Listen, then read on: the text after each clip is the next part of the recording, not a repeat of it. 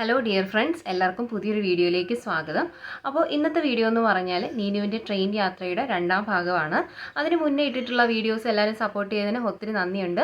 ഈ ചാനൽ നിങ്ങൾ ആദ്യമായിട്ട് കാണുന്നവരാണെങ്കിൽ ചാനൽ ഒന്ന് സബ്സ്ക്രൈബ് ചെയ്യണം. തൊട്ടടുത്തുള്ള ബെൽ ബട്ടൺ ഇനേബിൾ ചെയ്ത് ഓൾ എന്നൊരു ഓപ്ഷൻ സെലക്ട് ചെയ്താൽ ഞാനിടുന്ന വീഡിയോസിൻ്റെ നോട്ടിഫിക്കേഷൻ എല്ലാം നിങ്ങൾക്ക് യഥാക്രമം ലഭിക്കുന്നതായിരിക്കും. എന്തായാലും ശ്രുതിയുടെ ആ ഒരു സംസാരം കേട്ടപ്പോൾ തന്നെ നീനുവിന് കാര്യം മനസ്സിലായി. എന്താണ് ഹോസ്പിറ്റലിൽ പോകാത്തതെന്ന്.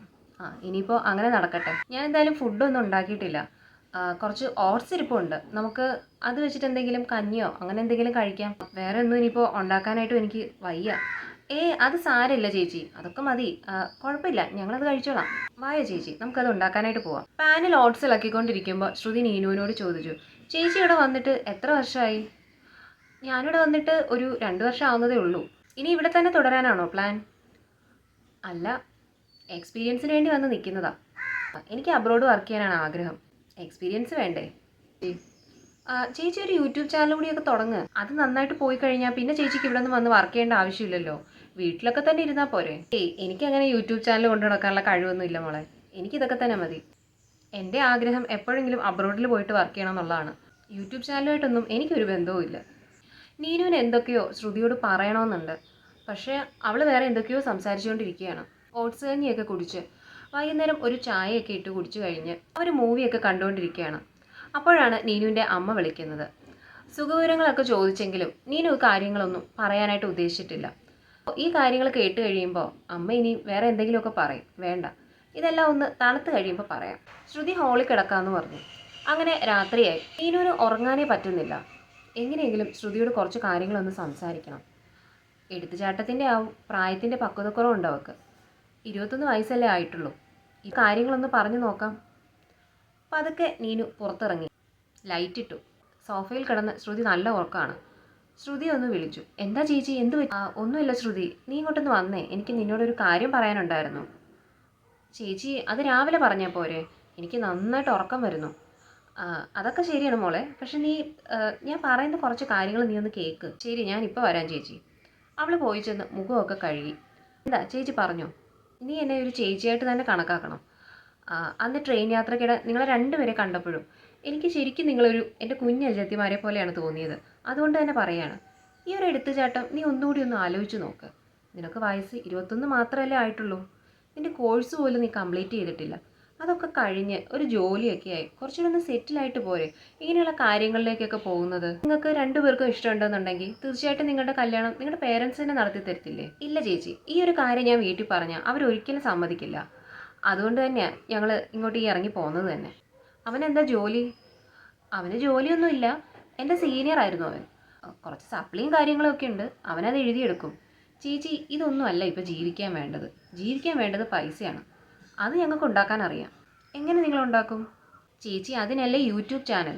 ചെറിയ പ്രായത്തിൽ എല്ലാവരും പോയി കല്യാണം കഴിക്കും, ഒരു യൂട്യൂബ് ചാനൽ തുടങ്ങും, പിന്നെ അതിനകത്ത് വീഡിയോസൊക്കെ ഇട്ട് പിന്നെ അവരായിരിക്കും ട്രെൻഡിങ്. ഞങ്ങളും അതുപോലെ തന്നെ യൂട്യൂബ് ചാനലൊക്കെ തുടങ്ങി നല്ല വരുമാനമൊക്കെ ആവും. പിന്നെ കുറേ കഴിയുമ്പോൾ ഞങ്ങൾ നല്ലൊരു വീടൊക്കെ വെക്കും. പിന്നെ വീട്ടുകാരൊക്കെ തിരിച്ച് വന്ന് ഞങ്ങളെ സപ്പോർട്ട് ചെയ്യും. അങ്ങനെയൊക്കെ തന്നെയാണ് ചേച്ചി. അങ്ങനെയൊക്കെ തന്നെ അതൊക്കെ അങ്ങ് നടക്കും. അതിനൊരു ചെറിയ സ്റ്റെപ്പ് ഞങ്ങളിപ്പോൾ വെക്കുന്നു, അത്രയേ ഉള്ളൂ. യൂട്യൂബ് ചാനൽ സക്സസ് ആയില്ലെങ്കിൽ നീ എന്ത് ചെയ്യും? അത് ചേച്ചിക്ക് കോൺഫിഡൻസ് ഇല്ലായ്മ കൊണ്ട് തോന്നുക. എനിക്ക് നല്ല കോൺഫിഡൻസ് ഉണ്ട്. ഞങ്ങളുടെ ചാനൽ നന്നായിട്ട് തന്നെ പോകും. പിന്നെ ചാനൽ കൊണ്ട് മാത്രമല്ലല്ലോ ഞങ്ങൾ ജീവിക്കുന്നത്. അവൻ വേറെ എന്തെങ്കിലും ജോലിക്കൊക്കെ പോകും, പിന്നെ ഞങ്ങളങ്ങ് ജീവിക്കും. എന്നാലും എനിക്ക് നിന്നോട് പറയാനുള്ളത്, ഈ ഒരു രാത്രി കഴിഞ്ഞാൽ നാളെ നിങ്ങൾ പോയി താലി കെട്ടും, നിങ്ങളൊരു പുതിയ ജീവിതത്തിലേക്ക് കടക്കുകയാണ്. പക്ഷേ ഒന്നുകൂടി ഒന്ന് ആലോചിച്ച് നോക്കാം. നാളെ നീ ഒരു എടുത്തുചാട്ടത്തെക്കുറിച്ച് ഓർത്ത് വിഷമിക്കരുത്. ചേച്ചിക്ക് എന്താ? ഞങ്ങൾ 2 വർഷമായി പ്രണയം തുടങ്ങിയിട്ട്. അന്നേ ഞങ്ങൾ തീരുമാനിച്ചതാ പല കാര്യങ്ങളും. ഇപ്പോൾ അതൊക്കെ തന്നെയാണ് നടക്കുന്നത്. ഒരു താലി കെട്ടി തിരിച്ചു ചെല്ലുമ്പോഴാണ് ഞങ്ങൾക്കൊരു വില ഉണ്ടാകുന്നത്. അല്ലെ അവരാരും ഞങ്ങളുടെ ഈ ഒരു ബന്ധം സമ്മതിക്കത്തില്ല.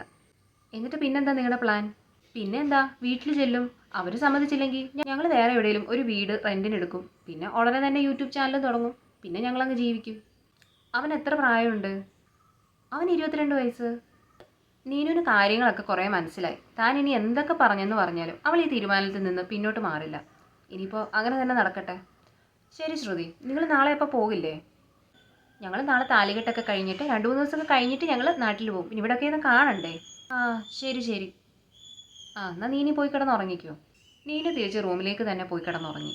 ഇവൾ എന്തൊരു പൊട്ടിയാണ്, എന്തൊക്കെയാണ് ഈ പറഞ്ഞുകൊണ്ടിരിക്കുന്നത്? യൂട്യൂബ് ചാനൽ തുടങ്ങി ജീവിക്കാനിരിക്കുന്നു. ഞാൻ എന്തിനാ ഇതിനകത്തൊക്കെ കയറി തലയിടുന്നത്?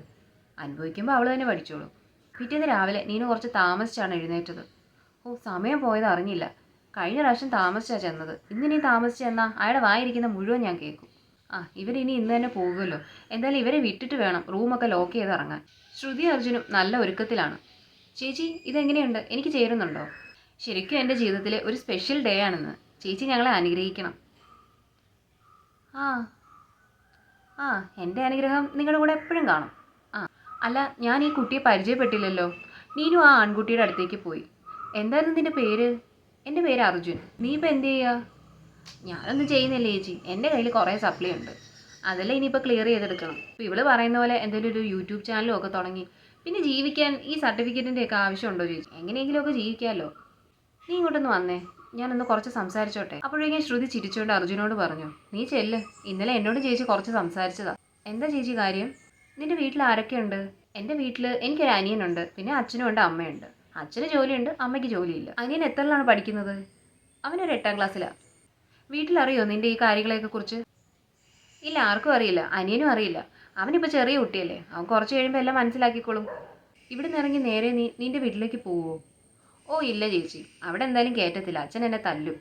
എന്തായാലും ഞങ്ങൾ ഇവിടെ വീട്ടിലേക്കാണ് പോകുന്നത്. അവർ സമ്മതിക്കുമോ എന്നറിയട്ടെ. ഇല്ലെങ്കിൽ ഞങ്ങൾ എങ്ങോട്ടേലും മാറും. ഒന്നുകൂടി നിങ്ങൾക്കൊന്ന് ആലോചിക്കാം. പ്രായം ഇതാണ്. ഇത് തന്നെ ഒന്ന് ചിന്തിച്ച് നോക്ക്. നിനക്ക് എന്തെങ്കിലും ഒരു ജോലി ആയിട്ടുണ്ടോ? പിന്നെ നീ എങ്ങനെ ഈ പെണ്ണുമായിട്ട് പോയി ജീവിക്കുന്നത്? ചേച്ചി ഈ വൈറ്റ് കോളർ ജോബ് മാത്രമേ കണ്ടിട്ടുള്ളൂ. കൂലിപ്പണി ചെയ്ത് ജീവിക്കും. അത് മോശമാണോ? അപ്പോൾ നിങ്ങളിപ്പോൾ പോയി കല്യാണം കഴിക്കാൻ തന്നെയാണോ തീരുമാനം? അതെ ചേച്ചി. ചേച്ചിക്ക് എന്താ ഞങ്ങളെ പിരിക്കണോ? ഇന്നലെ അവളോടും കുറേ കാര്യങ്ങൾ പറയുന്നത് കേട്ടു. ഞാൻ ഉറക്കത്തിലെല്ലാം കേൾക്കുന്നുണ്ടായിരുന്നു. നീനു പിന്നെ ഒന്നും മിണ്ടിയില്ല. അപ്പോൾ നിങ്ങൾ എപ്പോഴാണ് ഇറങ്ങുന്നത്? നിങ്ങൾ ഇറങ്ങിയിട്ട് വേണം എനിക്ക് റൂം ലോക്ക് ചെയ്യാൻ. അല്ല, ചേച്ചി ഇറങ്ങിക്കോ. ഞങ്ങളെന്തായാലും താലികെട്ടെല്ലാം കഴിഞ്ഞ് തിരിച്ച് ഇങ്ങോട്ടേക്ക് തന്നെ വരുമല്ലോ. എങ്ങോട്ടേക്ക്? ഇവിടോട്ട് തന്നെ. അതിന് ഇതാരുടെ വീടാ? എന്തുവാ ചേച്ചി ഒന്നും അറിയാത്ത പോലെ സംസാരിക്കും? ഞങ്ങൾ പിന്നെ എങ്ങോട്ട് പോകാനാ? അത് നിങ്ങൾ കണ്ടുപിടിക്കണം. നിങ്ങൾക്ക് 21, 22 വയസ്സ് പ്രായമില്ലേ? നിങ്ങൾക്ക് നിങ്ങളുടെ തീരുമാനങ്ങളും ഒക്കെ എടുക്കാൻ നല്ല കഴിവുണ്ട്. അപ്പോൾ പിന്നെ പുറത്തിറങ്ങിപ്പോയി ഒരു റൂം കണ്ടുപിടിക്കാനോ അല്ലെങ്കിൽ നാട്ടിൽ പോകാനോ അതിൻ്റെ കാര്യങ്ങളൊക്കെ ചെയ്യാൻ നിങ്ങൾക്ക് നല്ല കഴിവുണ്ട്. അപ്പോൾ നിങ്ങളത് എന്താണെന്ന് വെച്ചാൽ ചെയ്യുക. എനിക്ക് ഓഫീസിൽ പോകാൻ സമയമായി. ഞാനിന്ന് ഫുഡ് പോലും കഴിച്ചിട്ടില്ല. പോയി അത് കഴിച്ചിട്ട് വേണം നേരെ ചെന്ന് ഓഫീസിലും കൂടെ പോകാനായിട്ട്. ആ ഒരു ബുദ്ധിമുട്ടാണ്. അപ്പോൾ നിങ്ങൾ പെട്ടെന്ന് ഇറങ്ങിയാട്ടെ, എനിക്ക് വേഗം ഇറങ്ങണം. ചേച്ചി എന്താ ഇങ്ങനെയൊക്കെ സംസാരിക്കുന്നത്? ഞങ്ങൾ കല്യാണം കഴിക്കാൻ പോകുന്നതിൻ്റെ ചുരുക്കമാണോ ചേച്ചിക്ക്? നിങ്ങൾ കല്യാണം കഴിക്കുകയോ കഴിക്കാതിരിക്കുകയോ അതൊക്കെ നിങ്ങളുടെ ഇഷ്ടം. നിങ്ങളിപ്പോൾ ഇവിടെ നിന്ന് ഇറങ്ങിയാലേ എനിക്ക് ഈ റൂം ലോക്ക് ചെയ്തിട്ട് പോകാൻ പറ്റത്തുള്ളൂ. ഞാനേ ഇവിടെ റെൻറ്റ് കൊടുത്തിട്ടാണ് ജീവിക്കുന്നത്. ശ്രുതി അപ്പോഴേക്ക് ഇടയ്ക്ക് കയറി, ചേച്ചി എന്താ ഇങ്ങനെയൊക്കെ പറയുന്നത്? ഞങ്ങൾ അന്യരാണോ? നിങ്ങൾ കൂടുതൽ ഡയലോഗ് ഒന്നും അടിക്കണ്ട. നിങ്ങൾ പെട്ടെന്ന് തന്നെ ഇറങ്ങിക്കേ. എന്തായാലും ഒരു ബാഗല്ലേ ഉള്ളൂ, അതും എടുത്ത് ഇറങ്ങാൻ ഇതിന് മാത്രം താമസമുണ്ടോ? ആദ്യം ഞാൻ ചേച്ചിയെ കണ്ടപ്പോൾ വിചാരിച്ചത് ചേച്ചി ഒരു പാവമാണെന്ന്. പക്ഷെ ഇപ്പോഴല്ല ചേച്ചിയുടെ തനി സ്വഭാവം മനസ്സിലായത്. തനി സ്വഭാവം മനസ്സിലായല്ലോ. അപ്പോൾ പിന്നെ നിങ്ങൾ ഇവിടുന്ന് ഇറങ്ങിയാട്ടെ. ഇങ്ങനെയുണ്ടോ കണ്ണിച്ചോര ഇല്ലാത്ത സ്ത്രീകൾ? ഈ അറിയാത്ത നാട്ടിൽ വന്ന് കിടന്ന് ഞങ്ങൾ എങ്ങോട്ട് പോകും? അതൊക്കെ ഞാനാണോ ചിന്തിക്കേണ്ടത് മക്കളെ? നിങ്ങൾ തന്നെ ചിന്തിച്ച് നോക്ക്. എന്താ വിചാരിച്ചിട്ടുണ്ടോ പിന്നെ നാട്ടിൽ നിന്ന് ഇങ്ങോട്ട് കയറിയത്? ഇങ്ങോട്ട് വരാനായിട്ടൊന്നും അല്ല ഞങ്ങൾ തീരുമാനിച്ചത്. പിന്നെ നാട്ടിൽ നിന്ന് ഇപ്പോൾ തൽക്കാലം ഒന്ന് മാറി നിൽക്കണമല്ലോ. പിന്നെ അങ്ങനെ ഞങ്ങൾ ഇങ്ങോട്ട് പോകുന്നതാ. ശരിക്കും പറഞ്ഞാൽ ചേച്ചി ഇവിടാന്ന് പോലും ഞങ്ങൾക്ക് അറിയത്തില്ല. അപ്പോൾ എന്നെ കണ്ടില്ലായിരുന്നെങ്കിൽ നിങ്ങൾ വേറെ എവിടെയെങ്കിലും പോകത്തില്ലേ? അതുപോലെ തന്നെ നിങ്ങളിപ്പോൾ അങ്ങ് ചെയ്താട്ടെ. ചേച്ചി, ഇപ്പോൾ ആ ഒരു പ്രശ്നം ഉണ്ടായ സ്ഥിതിക്ക് ഞങ്ങൾ പുറത്തോട്ട് ഇറങ്ങിക്കഴിഞ്ഞാൽ അത് ശരിയാകത്തില്ല. ഞങ്ങൾക്കൊരു നല്ല റൂമും കിട്ടത്തില്ല. ഇനി അവർ ഞങ്ങളെ കണ്ടു കഴിഞ്ഞാൽ മർദ്ദിക്കുകയോ എന്തെങ്കിലും ചെയ്താലോ? അതൊക്കെ മാനേജ് ചെയ്യാനുള്ള കഴിവ് നിങ്ങൾക്കുണ്ട്. കാരണം നിങ്ങൾക്ക് 21, 22 വയസ്സായില്ല. നിങ്ങൾക്ക് എല്ലാ തീരുമാനങ്ങളും എടുക്കാനുള്ള കഴിവുണ്ട്. എല്ലാത്തിനും അതിജീവിക്കാനും ഉള്ള കഴിവുണ്ട്. നിങ്ങൾ എന്താണെന്ന് വെച്ചാൽ ചെയ്തോ. നീനു ഷൗട്ട് ചെയ്യാൻ തുടങ്ങി. നിങ്ങൾ പെട്ടെന്ന് തന്നെ ഇറങ്ങുന്നു. മനസ്സോടെ അർജുനും ശ്രുതിയും പുറത്തേക്ക് തന്നെ ഇറങ്ങി. ദൈവമേ, ഞാൻ ഈ ഏടാകൂടമാണല്ലോ എടുത്ത് തലയിൽ വെച്ചത്. എന്തായാലും പോലീസ് ഇവരെ തിരക്കി ഇവിടെ വരും. പിന്നെ അതെല്ലാം എൻ്റെ മണ്ടയ്ക്കിരിക്കും. പിന്നെ ഞാൻ ഇവർക്ക് റൂം കൊടുത്തു, ഞാനാണ് ഇവരെ താമസിപ്പിച്ചത്, എല്ലാം എൻ്റെ മണ്ടയ്ക്കിരിക്കും. ഇനിയിപ്പോൾ ഇവരെങ്ങോട്ടാന്ന് വെച്ചാൽ പൊക്കോട്ടെ. ഇനിയും അടുത്തുള്ള ഹോട്ടലിൽ കയറി മസാല ദോശയൊക്കെ കഴിച്ച് യാത്ര തുടങ്ങി. ചിലപ്പോൾ ഇനി അവർ പറയുന്നത് പോലെ അവരാരെങ്കിലും മർദ്ദിക്കുകയോ എന്തെങ്കിലും ചെയ്യുമോ? ഞാൻ അങ്ങനെ ചെയ്തത് ശരിയായില്ല. അവരിപ്പോൾ പകൽ എവിടെ പോകും? ആവശ്യമില്ലാത്ത ചിന്തകളൊന്നും വേണ്ട. ഒരു പ്രാവശ്യം ഒരു ഏടാകുടത്തിൽ ചാടിയതാ, അത് മതി. ഇനിയിപ്പോൾ നൈസായിട്ട് അവരെ മാറ്റി തന്നെ നിർത്തണം. ഓഫീസ് വർക്കെല്ലാം കഴിഞ്ഞ് അവൾ തിരിച്ച് അവിടെ അപ്പാർട്ട്മെൻറ്റിലെത്തി. റൂം തുറന്ന് അകത്ത് കയറുമ്പോഴാണ് ആരോ പുറകിൽ നിൽക്കുന്നതായിട്ട് അവൾക്ക് തോന്നിയത്. തിരിച്ചു നോക്കുമ്പോൾ അതാ അർജുനും ശ്രുതിയും പുറകിൽ തന്നെ നിൽപ്പുണ്ട്. നിങ്ങളെന്തിനാ ഇവിടെ വന്ന് നിൽക്കുന്നത്? ചേച്ചി, ഞങ്ങൾ ഇന്ന് പകൽ ഇവിടെ എല്ലാ സ്ഥലങ്ങളും നോക്കി. ഞങ്ങൾക്ക് ഒന്നും ഒരു റൂം കിട്ടിയില്ല. ഇനിയിപ്പോൾ ഈ ഒരു രാത്രിയും കൂടി ഞങ്ങൾ ഇവിടെ നിന്നോട്ടെ. നാളെ എന്തായാലും ഞങ്ങൾ നാട്ടിലേക്ക് പോവുകയാണ്. പറ്റില്ല. പോലീസ് അറിഞ്ഞു കഴിഞ്ഞാൽ എന്നെ കൊണ്ടുപോകും ജയിലിൽ. എൻ്റെ വീട്ടുകാരെങ്ങനെ സഹിക്കും? എങ്ങോട്ടാന്ന് വെച്ചാൽ ഇറങ്ങിക്കോ, എനിക്കിനി നിങ്ങളെ നോക്കാൻ പറ്റില്ല. നീനു സംസാരത്തിനിടയിലും ശ്രുതിയുടെ കഴുത്തിലേക്കൊന്ന് നോക്കി. താലിയില്ല.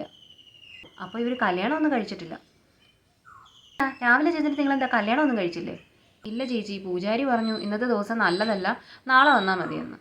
അപ്പം നാളെ ചെന്ന് കല്യാണം കഴിക്കുക. അപ്പം ശരിയെന്ന്. നീനു പെട്ടെന്ന് തന്നെ ഡോർ ഒച്ചത്തിലടച്ചു. നീനു സ്വയം പെറുപിറുത്തുകൊണ്ട് തന്നെ കിച്ചണിലേക്ക് പോയി. കുറച്ച് കഴിഞ്ഞപ്പോൾ പുറത്ത് നല്ല ബഹളം. റൂം തുറന്ന് നോക്കുമ്പോഴതാ അപ്പാർട്ട്മെൻറ്റിലുള്ള പകുതി ആൾക്കാരും ഉണ്ട്. അവരും ഉണ്ട്. ഞാൻ ഇവരെ പുറത്ത് നിർത്തിയേക്കുന്നതെന്നും നിങ്ങളെന്താണ് അകത്ത് കയറ്റാത്തതെന്നും ഒക്കെ അവർ ചോദിക്കാൻ തുടങ്ങി. തിരക്കിയല്ലേ അവരിവിടെ വന്നത്, പിന്നെ നിങ്ങൾ എന്തിനാണ് ഇങ്ങനെ ചെയ്യുന്നത് എന്നൊക്കെ ചോദിച്ചപ്പോൾ നീനുവിന് ഉത്തരവില്ലായിരുന്നു. പെട്ടെന്ന് തന്നെ അവരെ അകത്തേക്ക് തന്നെ കയറ്റി. ദേഷ്യം കടിച്ചമർത്തിക്കൊണ്ട് തന്നെ നീനു പറഞ്ഞു, നിങ്ങൾ എൻ്റെ ജീവിതം നശിപ്പിക്കും. നീനു തിരിച്ച് റൂമിൽ പോയി കഥ കടച്ചു. പിറ്റേന്ന് അതിരാവിലെ തന്നെ നീനു എഴുന്നേറ്റു. എന്തായാലും ഇന്നിവരെ ഇവിടെ നിന്ന് ഇറക്കി വിട്ടിട്ട് തന്നെ കാര്യം, ഇനിയും പറ്റത്തില്ല. അങ്ങനെ 3 പേരും റൂമൊക്കെ ലോക്ക് ചെയ്ത് പുറത്തിറങ്ങി. ചേച്ചി, ഞങ്ങളിന്ന് നാട്ടിലേക്ക് പോകും. എന്തായാലും ഇതുവരെ ഞങ്ങൾക്ക് എല്ലാ സൗകര്യങ്ങളും ചെയ്തു തന്നതിന് ചേച്ചിയോട് ഞങ്ങൾ നന്ദി പറയാണ്. ഒരിക്കലും മറക്കില്ല ഇതൊന്നും. ആ, നീനു തലയാട്ടി. അവൾ അവരെ മൈൻഡ് ചെയ്യാതെ പെട്ടെന്ന് തന്നെ സ്റ്റെപ്പ് ഇറങ്ങി. ഹോട്ടലിൽ പോയി ഭക്ഷണം കഴിക്കാൻ സമയമില്ലാത്തത് കൊണ്ട് തന്നെ പാഴ്സൽ വാങ്ങി അവൾ ഇറങ്ങി. അവൾക്ക് മുന്നേ തന്നെ അവർ നടക്കുന്നുണ്ടായിരുന്നു. ശ്രുതി അർജുനും കോവിലിനടുത്തെത്തിയപ്പോൾ തന്നെയാണ് ഒരു വണ്ടി വന്നത്. 1-2 പേർ ഇറങ്ങി അവരെ പിടിച്ച് വണ്ടിയിലേക്ക് കയറ്റുന്നു. നീനു ഇതെല്ലാം പേടിയോടെയാണ് കണ്ടത്. അവൾ ഇതൊന്നും മൈൻഡ് ചെയ്യാതെ തന്നെ സ്പീഡിൽ നടന്നു. പോലീസ് സ്റ്റേഷനിൽ നിന്നാണ് വേഗം അങ്ങോട്ടേക്ക് ചെല്ലാൻ. നീനു അർജുന്റെ സുഹൃത്താണെന്നും അങ്ങനെയാണ് അവരിവിടെ വന്നതും ഇവരുടെ കൂടെ താമസിക്കുന്നതും എന്നൊക്കെ വീട്ടുകാർ പറയാൻ തുടങ്ങി. നീനു കാര്യങ്ങളെല്ലാം പോലീസിനോട് പറഞ്ഞു. ഉടനെ തന്നെ മാരിയമ്മയെ വിളിച്ചു. അവർ എത്തി കാര്യങ്ങളെല്ലാം വിശദീകരിച്ചു. പോലീസ് ആവുന്നത്ര നിർബന്ധിച്ചിട്ടും അവർക്ക് തിരിച്ച് വീട്ടിലേക്ക് പോകാനേ താല്പര്യമില്ല. ഒടുവിൽ ശ്രുതി അർജുന്റെ കൂടെ തന്നെ പോയി. ഒരു വലിയ തീ കെട്ടണഞ്ഞതായി നീനുവിന് തോന്നി. ഞങ്ങൾ കടന്നു. അഞ്ജു നീനുവിനെ വിളിച്ചു. ചേച്ചി, കാര്യങ്ങളൊക്കെ എന്തായി? അവളെല്ലാം വിശദീകരിച്ചു. ഞാൻ പറഞ്ഞതല്ലേ ചേച്ചി, അവളെ അതിനകത്ത് കയറ്റരുതെന്ന്. എന്ത് ചെയ്യാനാണ് മോളെ, പറ്റിപ്പോയി. വർഷങ്ങൾ കടന്നുപോയി. നീനു കല്യാണം കഴിച്ചു. അവൾക്ക് 2 കുട്ടികളായി. അവളിപ്പോൾ സൗദിയിലാണ് വർക്ക് ചെയ്യുന്നത്. അവിടെ വെച്ച് അവൾ യാദൃശ്ചികമായി അഞ്ജുവിനെ കണ്ടുമുട്ടുകയാണ്. അതിനിടയിൽ അവർ തമ്മിൽ ഒരു കോണ്ടാക്റ്റും ഇല്ലായിരുന്നു. കുറേ നാളുകൾക്ക് ശേഷം കണ്ടപ്പോൾ തന്നെ അവർക്ക് ഭയങ്കര സന്തോഷമായി. അവർ കാര്യങ്ങളൊക്കെ അങ്ങോട്ടും ഇങ്ങോട്ടും ചോദിച്ചറിഞ്ഞു. അങ്ങനെ അതിനിടയിലേക്കാണ് ശ്രുതിയുടെ ടോക്ക് അവരിലേക്ക് എത്തിയത്. അവൾ അന്ന് അർജുൻ്റെ കൂടെ പോയെങ്കിലും അവരുടെ ജീവിതം നല്ല രീതിയിലൊന്നും പോയിട്ടില്ലായിരുന്നു. യൂട്യൂബ് ചാനൽ തുടങ്ങിയിട്ട് അതും നല്ല രീതിയിലൊന്നും എത്തിയില്ല. അവൻ പിന്നെ മദ്യപാനം തുടങ്ങി. അവളുമായിട്ട് വഴക്കായി. അങ്ങനെ സഹിയിട്ട് അവൾ അവിടെ വീട്ടിലേക്ക് തന്നെ ചെന്നു. വീട്ടുകാരല്ലേ, അവളെ കയറ്റി. അവൾക്ക് ഇനിയും ഒരു മാറ്റം ഉണ്ടാകുമെന്ന് അവർ കരുതി. ഇടയിൽ അവൾ ഫൈനൽ ഇയർ എക്സാം എഴുതിയെങ്കിലും അവൾ പാസ്സായിട്ടുണ്ടായിരുന്നില്ല. കുറച്ച് കഴിഞ്ഞപ്പോഴേക്കും അർജുൻ അവളെ വീട്ടിൽ വന്ന് വിളിക്കാൻ വന്നു. അവൾ പോകാൻ കൂട്ടാക്കിയില്ല. അവൻ്റെ സ്വഭാവമൊക്കെ മാറിക്കഴിഞ്ഞിട്ട് അവൻ്റെ കൂടെ അവൾ വരാമെന്ന് പറഞ്ഞു. പക്ഷെ വീട്ടുകാർക്ക് എതിർപ്പ് തന്നെയായിരുന്നു. എക്സാം ഒക്കെ എഴുതി കഴിഞ്ഞു, ജയിക്കുമെന്ന് അവൾക്ക് ഉറപ്പുണ്ടായിരുന്നു. അങ്ങനെ അവർ താമസിച്ചിരുന്ന വീട്ടിലേക്ക് ചെന്നപ്പോഴാണ് അവിടെ അതാ വേറൊരു പെൺകുട്ടി. അതെ, അർജുൻ വേറെ കല്യാണം കഴിച്ചിരിക്കുന്നു. ഒരുപക്ഷെ അവൻ വീണ്ടും എന്നെ തിരിച്ച് വിളിക്കുമെന്ന് ഞാൻ വിചാരിച്ചിരുന്നു. അവൻ അതിനൊന്നും കാത്തു നിന്നില്ല. ഉടനെ തന്നെ മറ്റൊരു പെണ്ണിനെ കണ്ടുപിടിച്ചു. ഇവന് വേണ്ടിയാണോ ഞാൻ എൻ്റെ വീട്ടുകാരെയെല്ലാം കളഞ്ഞു പോകുന്നത്? ശ്രുതി കരഞ്ഞുകൊണ്ട് തന്നെ അവിടെ നിന്ന് ഇറങ്ങി. ഇനിയിപ്പോൾ അവൾ എവിടെയാണ്? പിന്നെ ഡിഗ്രിയൊക്കെ കംപ്ലീറ്റ് ചെയ്തു, പിന്നെ നേഴ്സിംഗ് ഒക്കെ പഠിച്ച് ഇപ്പോൾ ഇവിടെ തന്നെയുണ്ട്. ഇവിടെ തന്നെയുണ്ടോ? എവിടെയാണ് വർക്ക് ചെയ്യുന്നത്? അവൾ എൻ്റെ ഹോസ്പിറ്റലിന് അടുത്ത് തന്നെയാണ് ചേച്ചി, ഇടയ്ക്കൊക്കെ കാണും. ഇപ്പോൾ അവിടെ നമ്പർ ഉണ്ടോ? ഒന്ന് വിളിക്കുന്ന. ഇപ്പോൾ അവൾ ഡ്യൂട്ടി ടൈം ആയിരിക്കും. നമുക്ക് എപ്പോഴെങ്കിലും ഞാൻ അവളെ കോൺടാക്ട് ചെയ്ത് തരാം. എന്തായാലും ഞാൻ അവളോട് പറഞ്ഞിട്ട് ഒരു ദിവസം നമുക്ക് എല്ലാവർക്കും കൂടെ മീറ്റ് ചെയ്യാൻ നോക്കാം. അങ്ങനെ ഒരു ദിവസം അവർ 3 പേരും കണ്ടുമുട്ടുകയാണ്. എക്സൈറ്റ്മെൻറ്റും സന്തോഷവും സങ്കടവും എല്ലാം നിറഞ്ഞൊരു ദിവസം. പരസ്പരം 3 പേരും കെട്ടിപ്പിടിച്ചു. അവരുടെ കാര്യങ്ങളൊക്കെ സംസാരിച്ചു തുടങ്ങി. ശ്രുതി കരഞ്ഞുകൊണ്ട് നീനുവിനെ കെട്ടിപ്പിടിച്ചു. ചേച്ചി അന്ന് പറഞ്ഞത് ഞാൻ കേട്ടാൽ മതിയായിരുന്നു. ഇപ്പോൾ കുഴപ്പമില്ല ശ്രുതി, അതിനെല്ലാം അതിജീവിച്ച് നീ ഇവിടം വരെ എത്തിയില്ലേ, പിന്നെ എന്താ കുഴപ്പം? നീ എന്താ വേറെ മാരേജിലേക്കൊന്നും കടക്കാഞ്ഞത്? ഇല്ല ചേച്ചി, ഒരു ജീവിതം തന്നെ മടുത്തു. ഇനി പറ്റത്തില്ല. അവനൊരു ജീവിതമായില്ലേ, നീ പിന്നെന്തിനാ നിന്റെ ജീവിതം ഇങ്ങനെ നശിപ്പിക്കുന്നത്? എന്തായാലും 1-2 വർഷം എടുക്കും ചേച്ചി, എല്ലാം ഒന്നും കുഴപ്പമില്ല ശ്രുതി. അതൊക്കെ നിന്റെ പ്രായത്തിൻ്റെ കുറച്ച് തെറ്റുകളാണെന്ന് വിചാരിച്ചാൽ മതി. എല്ലാം മാറിയില്ലേ, ഇപ്പം നീ നല്ല നിലയിലെത്തി. അതെല്ലാം മറന്നാട്ടെ. ഒരുപക്ഷെ പലപ്പോഴും ചേച്ചി ദൈവം തന്നെയാണെന്ന് ഞാൻ ചിന്തിക്കാറുണ്ട്. അന്ന് ആ ട്രെയിൻ യാത്രയിൽ ഒരിക്കലും ഞങ്ങൾ ചെന്നൈയിലേക്ക് വരാനല്ല വിചാരിച്ചത്. പക്ഷേ നാട്ടിൽ നിന്നൊന്ന് മാറി നിൽക്കാൻ വേണ്ടിയിട്ട് അങ്ങ് വന്നതേ ഉള്ളൂ. അന്ന് അവിടെ വെച്ച് ചേച്ചി ഞങ്ങളെ കണ്ടുമുട്ടിയില്ലായിരുന്നെങ്കിൽ ഞങ്ങളെ ഒരുപക്ഷെ അവർ കൊന്നേനെ. അവിടെയും ചേച്ചി ഞങ്ങളെ വന്ന് രക്ഷിച്ചു. 2 ദിവസം ചേച്ചിയുടെ ഫ്ലാറ്റിൽ ഞങ്ങളെ താമസിപ്പിച്ചു. അതൊക്കെ തന്നെ വലിയ കാര്യമല്ലേ? ചേച്ചി പലപ്പോഴും ആ ബന്ധത്തിൽ നിന്ന് മാറാൻ എന്നോട് പറഞ്ഞെങ്കിലും ഞാനൊന്നും സമ്മതിച്ചില്ല. വീണ്ടും നമ്മൾ കണ്ടുമുട്ടിയില്ലേ, ഒരേ സ്ഥലത്ത് തന്നെയാണ് നമ്മൾ വർക്ക് ചെയ്യുന്നത്. അഞ്ജുനെ ഇവിടെ വെച്ച് കണ്ടുമുട്ടിയപ്പോൾ എനിക്ക് ഭയങ്കര സന്തോഷമായിരുന്നു. ഒരുപക്ഷെ അവളോട് ചെയ്തതിനും കൂടിയായിരിക്കും ഞാൻ ഈ അനുഭവിച്ചതൊക്കെ. ശ്രുതി, നീ അതൊക്കെ മറക്ക്. ഒരു ദിവസം നിങ്ങൾ 2 പേരും എൻ്റെ വീട്ടിലേക്ക് പോകണം. അങ്ങനെ ഒരു ട്രെയിൻ യാത്ര കാണും. നീനുവിൻ്റെ ജീവിതത്തിലേക്ക് 2 ചെറിയ സുഹൃത്തുക്കൾ കൂടി എത്തിയിരിക്കുകയാണ്. വീണ്ടും കാണാമെന്ന ശുഭപ്രതീക്ഷയോടെ അവർ പിരിഞ്ഞു. ഇന്നത്തെ വീഡിയോ നിങ്ങൾക്ക് ഇഷ്ടപ്പെട്ടിട്ടുണ്ടെങ്കിൽ തീർച്ചയായിട്ടും ലൈക്ക് ചെയ്യണം, ചാനൽ സബ്സ്ക്രൈബ് ചെയ്യണം. ഇതുപോലുള്ള വീഡിയോസ് ഇനിയും വേണമെങ്കിൽ കമൻറ്റ് ചെയ്യണം. Thank you for watching.